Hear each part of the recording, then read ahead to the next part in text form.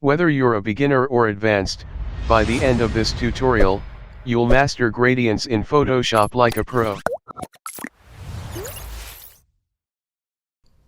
Go to the File menu, choose New, or click the Create New button. Create a document with the dimensions 1920 by 1080 pixels. I'm enabling the artboard option for better layout control. Once done, click Create. Then, press Ctrl or Command 0 to fit the artboard to your screen. To access the Gradient tool, head to the left toolbar, right-click on it, and choose Gradient tool from the drop-down. Or simply press G on your keyboard. At the top, click the arrow icon next to the gradient bar to open the gradient presets. Let's explore the built-in gradient presets. There are many presets available like blues, purples, pinks, reds, etc. Choose any preset that suits your design. To apply the gradient, left-click and drag across your artboard as shown in this video. You can create the gradient in any direction as per your requirement. If you want a perfectly straight gradient, left-click and hold down the Shift key while dragging. You will get a perfectly straight gradient. In method 1 we will learn how to apply gradient using the foreground to background color. Click the new layer icon. You can also disable the visibility of your original background layer by clicking the eye icon beside it. Click the arrow icon next to the gradient bar to open the gradient preset. In this case, we'll select the foreground to background gradient from the basics presets. To apply the gradient, left-click and drag across your artboard as shown in this video.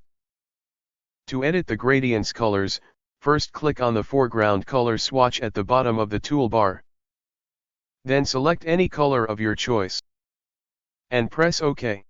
Now we need to change the second color of the gradient, so click on the background color swatch. Then select any color of your choice. And press OK.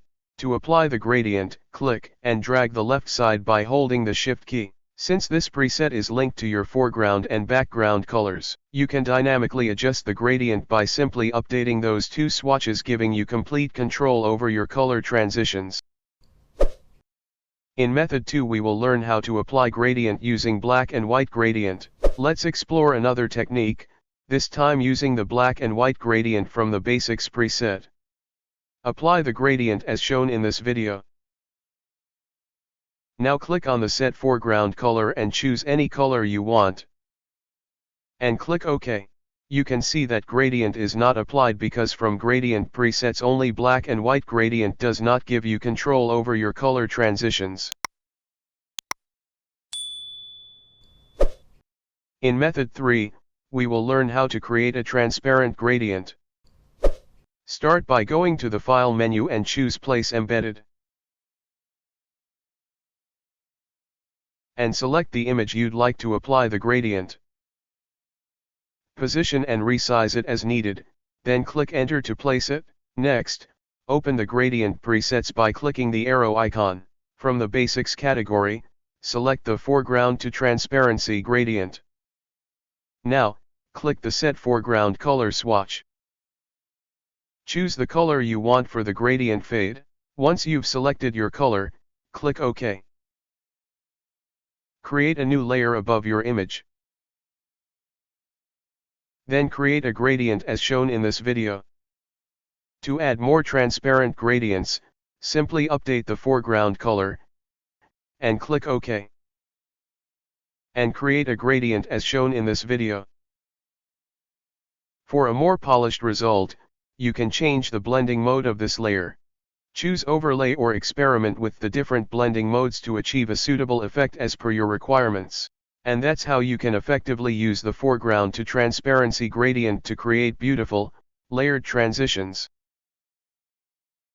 You can also change blending modes and opacity from the top bar menu, and that's how you can take full control of gradients using custom opacity and color settings in Photoshop. Photoshop offers 5 distinct gradient types, each creating a unique visual effect. Let's walk through them one by one and see how they work. First, create a new layer by pressing Ctrl or Command Shift N. If you have any questions regarding this video, Feel free to ask in the comment box. At the top menu bar, select the first linear gradient. Next, select any gradient from the Gradient Presets panel. This is the most commonly used gradient type. Click and drag across the artboard in a straight line. This creates a smooth blend from one color to another along the direction of your drag. Select the second radial gradient option from the top menu. Click at the center of your artboard and drag outward. It creates a soft circular blend, fading from the center to the edges. Enable the reverse checkbox to invert the direction of the gradient. Choose the third angle gradient from the top menu. Click and drag in the direction you want the rotation to begin. The gradient forms a counterclockwise swirl, using your starting point as the center. Select the fourth reflected gradient from the top options. Click and drag vertically or horizontally on your artboard. The result is a symmetrical fade extending outward in both directions. Choose the fifth diamond gradient from the gradient type menu. Click and drag in any direction. It fades outward from a center point into a sharp diamond shape.